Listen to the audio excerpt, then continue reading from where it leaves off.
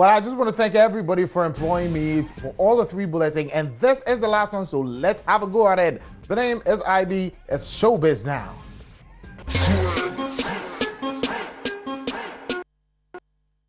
Separates the art ministry from the tourism ministry, and this coming from Echo Smith-Asante. Well, screen and theater actor Echo Smith-Asante believes that the art ministry should be separated from the tourism ministry. Echo, in an interview that I had with him talking on the current state of the film industry here in Ghana, stated that separating the art ministry from the tourism and culture ministry will go a long way to help the art industry stand on its own.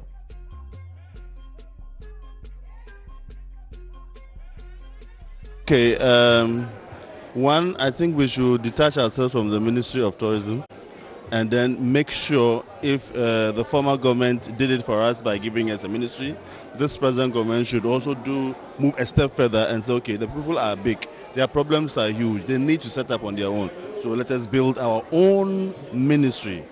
And then we can fight the fight and put structures in place and people will follow. And then we are alive. Is that to say the minister now, as in Madam Catherine Afiku, is not paying attention to the arts? No, not her. I mean, the ministry. The ministry. They're not paying attention to art. Okay, no, well, the government. The government.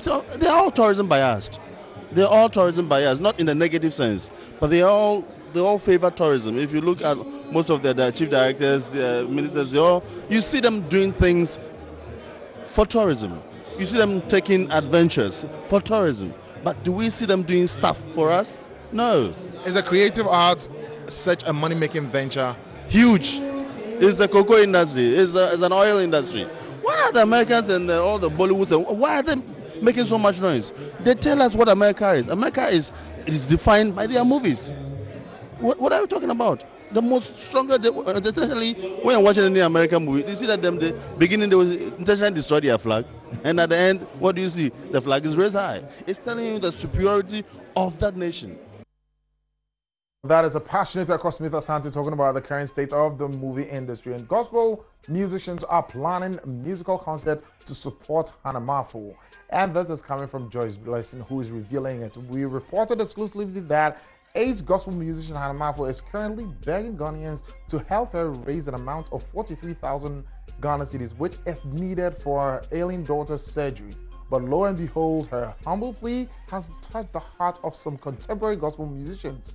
This is because Joyce Blessing in an interview revealed that they are planning to hold a musical concert to support their colleague Hanamafu, and I quote, "Some of us have been there before, so we know exactly how it feels. But for God's mercies, we can now help others today. So we will help our sister." That is what Joyce Blessing said. Well, a top line of gospel musicians and other religious personalities are expected to join the musical concert, according to the xylophone music signed artist Joyce Blessing. Now let's check out what is happening on the foreign front, and Hulk Hogan has been reinstated into the WWE Hall of Fame 3 years after sex tape.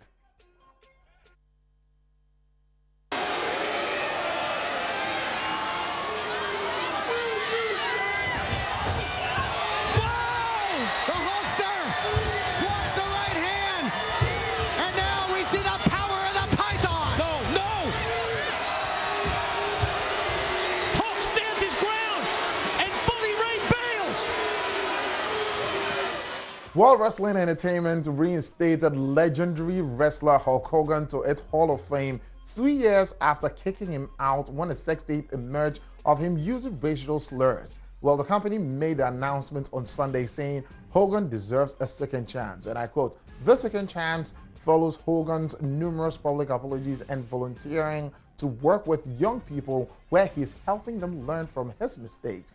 The organization wrote, well, Hogan 64 celebrated the announcement on Twitter saying, "I have been praying for this day and I finally feel like I made it back home." Only for the love of WWE Wrestling Universe. Brother Hulk Hogan's daughter, Brooke Hogan, also tweeted celebrating the announcement. "So proud of the true transformation my father has made spiritually and as a human. None of us are perfect, but we can unlearn old things to learn new ways. Everyone's evolution is unique to them and God's timing. Thanks to the fans for the endless love. Round 2, here we come, she wrote. Hogan, whose real name is Terry Bollea, apologized in 2015 for using offensive language in a conversation many years before that. On the recording, he was caught talking about his daughter sleeping with a black man and he used the N-word. Well, on other frying front on stories, Ivanka Trump's product line dropped by Canadians' largest departmental store chain. Well, Canadians' largest departmental store chain has dropped Ivanka Trump's product line from their stores. Well, Hudson Bay Company announced Saturday that they will be phasing out Ivanka's product by the fall. As part of our regular course of business, we review our merchandise offering and make appropriate changes.